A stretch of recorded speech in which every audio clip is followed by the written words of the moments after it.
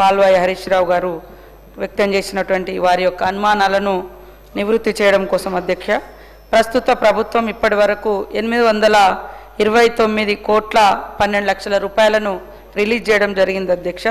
అదేవిధంగా ఇప్పటి వరకు అథెంటిక్గానే మేము చెప్పేది, దాన్ని దాయాల్సిన అవసరం లేదు, ఉన్న బకాయిలు 5,520 కోట్ల 60 లక్షల రూపాయలు బకాయి ఉంది అధ్యక్ష. ఇందులో మా రాజేశ్వర రెడ్డి అన్న చాలా మేము గత ప్రభుత్వంలో అన్నీ క్లియర్ చేసినామని మాట్లాడిండ్రు అన్న. చెప్తున్న 3,000 కాదు, 4,341 కోట్ల 50 లక్షల రూపాయలు మీరు బకాయి పెట్టిపోయినరు. దాంట్లో మా గవర్నమెంట్ వచ్చిన తర్వాత అయిన బకాయి ఎంత అంటే 1,179 కోట్ల 10 రూపాయలు. మా ప్రభుత్వం వచ్చినాక 7/12/2023 7వ తారీఖు నాడు మనం ప్రమాణ స్వీకారం చేసిన తర్వాత నుంచి మేము లెక్కగట్టింది 1,179 కోట్ల 10 లక్షల అధ్యక్ష. ఇప్పటి వరకు ఉన్న బకాయిలు అన్ని కలుపుకుంటే మరి 5,520 కోట్ల 60 లక్షలని మేము చెప్పడం జరిగింది అధ్యక్ష. దీంట్లో దాచిపెట్టడానికి ఏం లేదు. వాస్తవంగా మీరు చెప్పినటువంటి బాధలు, పిల్లలు గతం నుంచి కూడా ప్రైవేట్ స్కూళ్ళల్లో చదువుకొని, ఇది వాస్తవానికి కాంగ్రెస్ ప్రభుత్వం ఆనాటి స్వర్గీయ రాజశేఖర రెడ్డి గారు తీసుకొచ్చినటువంటి గొప్ప పథకం. ఆ పథకం ద్వారా ఎంతోమంది పేద పిల్లలు కార్పొరేట్ కళాశాలలో కూడా ఉన్నత విద్యను అభ్యసించడం జరిగింది. కానీ గత 10 సంవత్సరాల కాలంలో మీరు సరిగ్గా ఇవ్వక, ఫీజులు కట్టక, సర్టిఫికెట్స్ రాక, వాళ్ళ ఎగ్జామ్స్ ఫర్దర్ స్టడీస్ కానీ లేదా ఎంప్లాయీగా ఏదైనా ఉద్యోగ నోటిఫికేషన్స్ వచ్చినప్పుడు అప్లికేషన్ పెట్టుకోవడానికి కూడా సర్టిఫికెట్స్ లేక ఇబ్బంది పడ్డ రోజులు కూడా ఉన్నాయి అధ్యక్ష. కాబట్టి ఈ మధ్యకాలంలో ఈ రకంగా మా ప్రభుత్వం 829 కోట్లను రిలీజ్ చేసి మరి అన్ని ప్రైవేట్ కళాశాలల యాజమాన్యాలతోటి వాళ్ళ సంఘాలతోటి కూడా మాట్లాడి విడతల వారీగా ఇవన్నీ కూడా క్లియర్ చేస్తామని స్పష్టంగా మా డిప్యూటీ సీఎం గారు బట్టి విక్రమార్క గారు వారికి చెప్పడం జరిగింది అధ్యక్ష. తప్పకుండా ఇక్కడ నుంచి మేము యాజమాన్యాలకు కూడా పిలుపునిస్తా ఉన్నాం. మీకు మా డిప్యూటీ సీఎం గారు పిలిచి అష్యూరెన్స్ ఇచ్చారు కాబట్టి ఎట్టి పరిస్థితుల్లో పిల్లల సర్టిఫికెట్లు ఆపకుండా వాళ్ళ ఇవ్వాలని కూడా కోరుతా ఉన్నాం అధ్యక్ష. అదేవిధంగా తొందరలోనే, ఎందుకంటే మా యొక్క పథకం ఇది కాంగ్రెస్ ప్రభుత్వం పెట్టినటువంటి పథకం, ఇప్పుడు కూడా మా ప్రభుత్వం ఎడ్యుకేషన్కు మరి ప్రయారిటీ ఇస్తుంది కాబట్టి తొందరలోనే ఈ బకాయిలు చెల్లించే విధంగా మేము చేయడం జరుగుతుంది అధ్యక్ష. ఇందులో 1,200 కోట్ల పైగా టోకెన్స్ రైజ్ అయి ఉన్నాయి. కొన్ని ఇతరత్ర కారణాల రీత్యా ఆగింది. తొందరలోనే క్లియర్ చేస్తామని తెలియజేస్తా ఉన్నాం అధ్యక్ష. సీతక్క గారు ఎంతసేపు గత ప్రభుత్వ బకాయిలని మా మీద బుద్ధి చల్లే ప్రయత్నమే చేస్తూ ఉన్నారు అధ్యక్ష. మా రిక్వెస్ట్ ఏంటంటే government is a continuous process. 2014-15లో బీఆర్ఎస్ ప్రభుత్వం వచ్చినాడు. ఇదే కాంగ్రెస్ ప్రభుత్వం మాకు కూడా 2,000 కోట్ల రూపాయల ఫీజు రీఎంబర్స్మెంట్ బకాయిలు మాకు పెట్టిపోయారు. ఆ రోజు 2,000 కోట్లు బకాయిలు పెట్టిపోతే మేము ఆ రోజు చెల్లించాం. మేము మీలాగా బకాయిలు పెట్టిపోయారు మేము ఇవ్వము అని అనలేదు అధ్యక్ష. Government is a continuous process అని చెప్పి ఆ రోజు 2,000 కోట్ల రూపాయల బకాయిలు బీఆర్ఎస్ ప్రభుత్వం చెల్లించింది. ఇక రెండో విషయం అధ్యక్ష, బీఆర్ఎస్ హయాంలో అసలు ఫీజు రియంబర్స్మెంట్ ఇవ్వనే లేదు, జరగనే లేదు అనేటువంటిది పూర్తిగా సత్యదూరమైనటువంటిది. మేము పెద్ద నోట్ల రద్దు లాంటి ఒక ఆర్థిక మాంద్యాన్ని ఎదుర్కొన్నాము. 2 సంవత్సరాలు కరోనా వల్ల కూడా ఆర్థిక మాంద్యాన్ని ఎదుర్కొన్నాము. అయినప్పటికీ కూడా ఏ సంవత్సరం కూడా 2,000 కోట్లకు తగ్గకుండా 9.5 సంవత్సరాల్లో 20,000 కోట్ల రూపాయలు ఫీజు రియంబర్స్మెంట్ బీఆర్ఎస్ హయాంలో చెల్లించాము. సో మా రిక్వెస్ట్ వల్ల కూడా ఇవాళ కాలేజీలు, డిగ్రీ కాలేజీలు, జూనియర్ కాలేజీలు ఇప్పటికే రాష్ట్ర వ్యాప్తంగా మూతపడ్డాయి అధ్యక్ష. సగానికి సగం మూతపడ్డాయి అధ్యక్ష.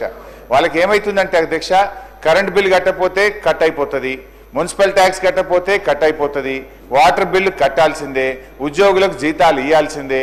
ఇప్పుడు 2 ఏళ్ళు 15 నెలలు 2 ఏళ్ళు ఒక్కసారి వరుసగా బిల్లులు రాకపోతే అధ్యక్ష కాలేజీలన్నీ కూడా ఆగమైపోయేటువంటి పరిస్థితి ఉంది. ఫైనల్ ఇయర్ స్టూడెంట్స్కు సర్టిఫికెట్లు రాక పిల్లల విద్యా సంవత్సరాన్ని కూడా కోల్పోయే పరిస్థితి ఉంది. ఇక్కడ ఒక విషయం కూడా సీతక్క గారు మా హయాం అన్నారు.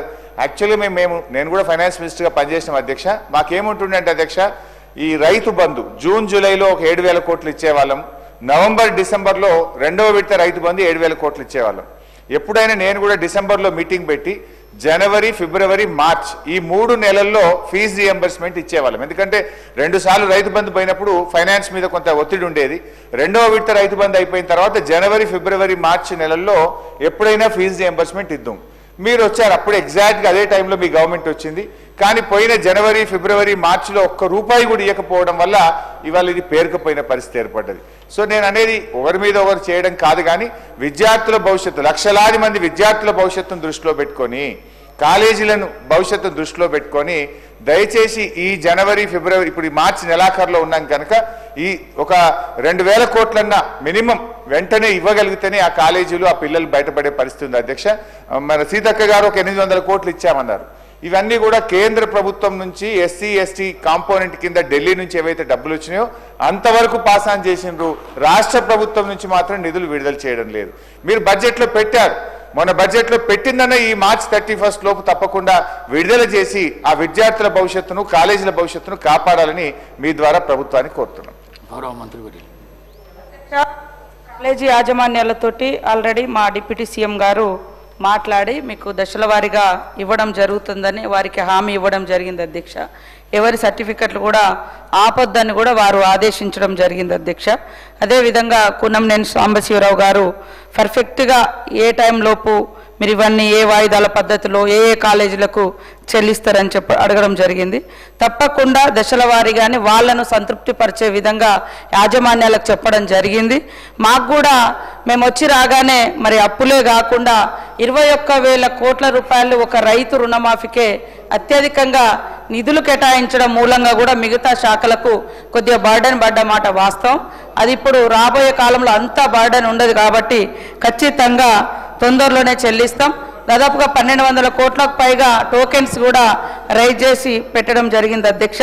మరి గవర్నమెంట్ ఇప్పటి వరకు కూడా 2 దఫాలుగా ఒకసారి 65 కోట్ల 55 లక్షలు, ఒకసారి 764 లక్షల 57, ఒకసారి 764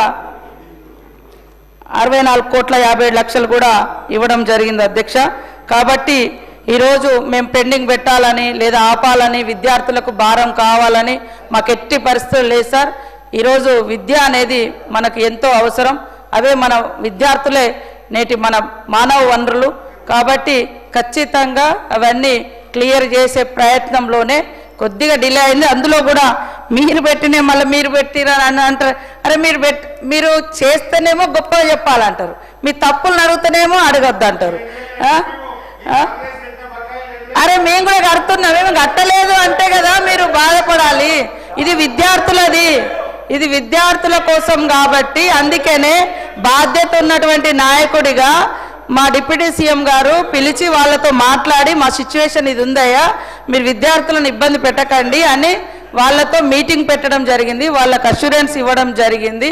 కాబట్టి మేము ఆపుతామని అనడం లేదు, ఇస్తున్నాము. ఎస్, కంటిన్యూస్ ప్రాసెస్ అదే బిల్స్ అనేది. కాబట్టి ఖచ్చితంగా దశల వారీగా తొందరలో ఇవ్వాలని మా సీఎం గారు కూడా ప్రత్యేక ఇంట్రెస్ట్ తోటే ఉన్నారు. ఆ గతంలో ఒకసారి ప్రకటించి కూడా ఉన్నారు, తొందరలోనే క్లియర్ చేస్తామని. ఆ మాటను తొందరలోనే నిజం చేసుకుంటామని తెలియజేస్తా ఉన్నాం.